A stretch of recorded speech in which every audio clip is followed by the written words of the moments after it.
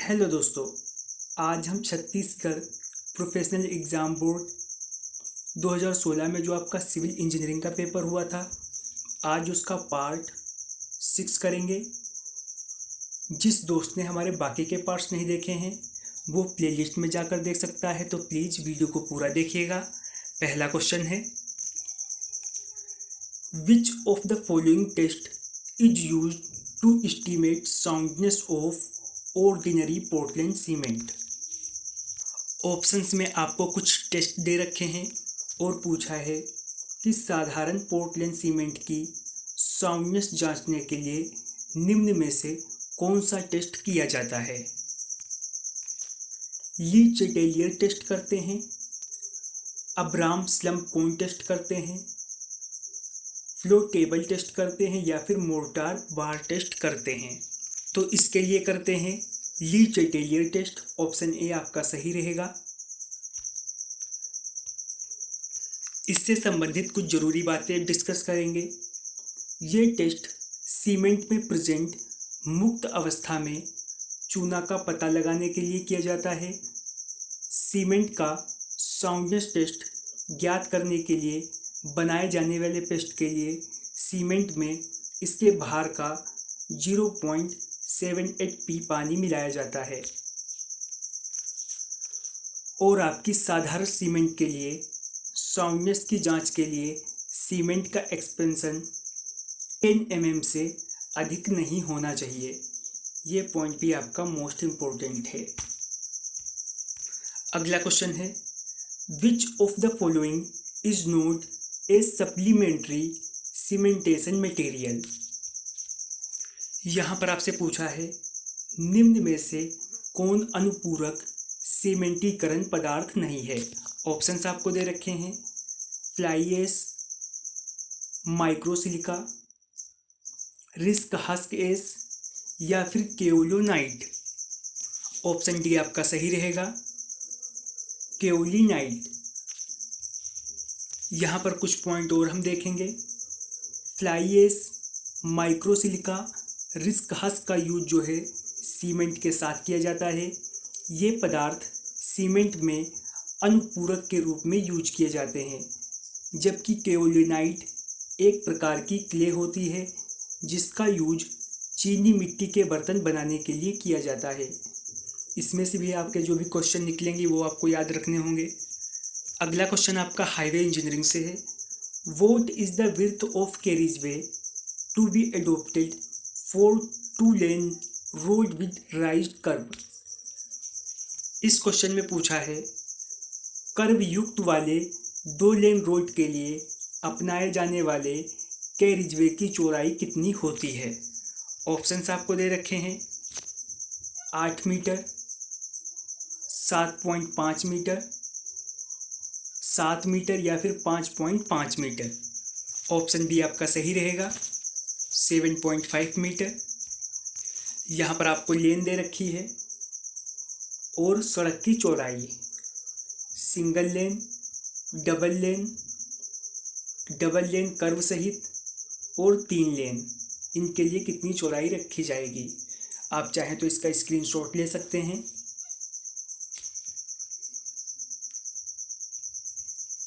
अगला क्वेश्चन है, for super elevation design for fast and slow moving vehicle the speed is taken as. यहाँ पर आपसे पूछा है तेज और धीमी गति के वाहनों के लिए सुपर एलिवेशन डिज़ाइन के लिए चाल ली जाती है।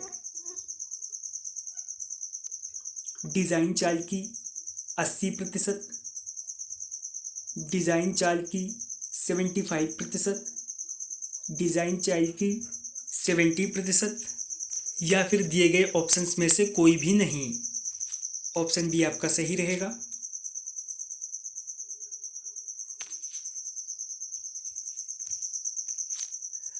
वाहनों के जिस सहज चाल के लिए सड़क का डिज़ाइन किया जाता है वो सड़क की डिज़ाइन चाल कहलाती है। सड़कों के ज्यामितीय मान, पेवमेंट की चौड़ाई, सड़क की सरफेस, साइड डिस्टेंस, ग्रेडियंट, वक्रों की रेडियस, सुपर एलिवेशन, यातायात की डेंसिटी इत्यादि जो है डिज़ाइन स्पीड से ही संबंधित होती हैं। अगला क्वेश्चन सर्वे से है, for a triangle at the earth surface having an area of 195 metre square the difference between the sum of angle in a plane triangle and spherical triangle is.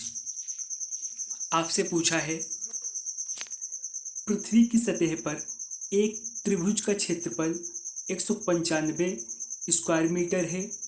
समतल त्रिभुज के कोनों का योग और गोलीय त्रिभुज के कोनों का योग में जो है अंतर कितना होगा? 1 सेकेंड का होगा, 2 मिनट का होगा, 60 सेकेंड का होगा या फिर 10 मिनट का होगा? तो ये होगा 1 सेकेंड का।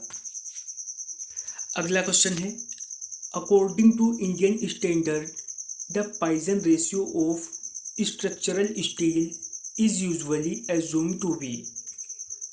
भारतीय मानकों के अनुसार संरचनात्मक स्टील का पॉइजन अनुपात जो है वो किसके बीच में होना चाहिए? ऑप्शंस आपको दे रखे हैं, 0.15 के बीच में, 0.20 के बीच में, 0.30 के बीच में या फिर 0.35 के बीच में। ऑप्शन सी आपका सही रहेगा। यहाँ पर कुछ पॉइंट और हम कवर करेंगे। आपकी जो संरचनात्मक स्टील होती है उसका पॉइजन रेशियो होता है 0.286, कार्क का होता है 0, रबर का होता है 0.5 और आपके जो इलास्टिक मटेरियल होते हैं धातु में उनका होता है 0.25 से लेके 0.42 तक और आपके कंक्रीट का होता है 0.1 से लेके 0.2 तक। सबसे ज़्यादा होता है रबर का और सबसे कम होता है कंक्रीट का। एक ज़रूरी बात आपको और याद रखनी होगी, आपके जो डक्टाइल मटेरियल होते हैं उनका पॉइजन अनुपात का मान जो है आपके जो ब्रिटल मटेरियल होते हैं उनसे ज़्यादा होता है।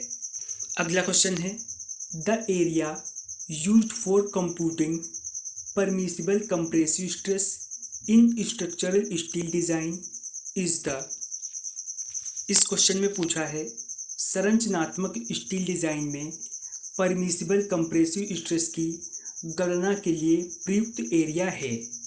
ऑप्शंस आपको दे रखे हैं,